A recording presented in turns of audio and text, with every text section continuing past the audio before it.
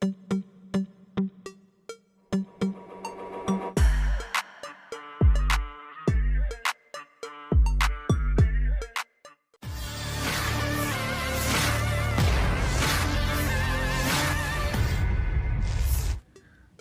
Rusia kembali memamerkan kecerdikannya dalam menggempur musuhnya di medan perang.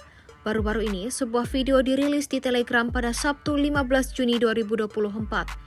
Dalam rekaman tersebut, militer Rusia tidak hanya memperlihatkan detik-detik drone penyerang menghancurkan dan membakar peralatan musuh, tapi militer Rusia memperlihatkan seperti apa proses drone itu dirakit bersama dengan granat atau bom yang nantinya akan menghancurkan target di medan perang. Seperti yang terlihat dalam rekaman, hanya dalam beberapa menit, pasukan Rusia selesai merakit drone pamungkasnya lalu tanpa berlama-lama meluncurkannya ke arah musuhnya.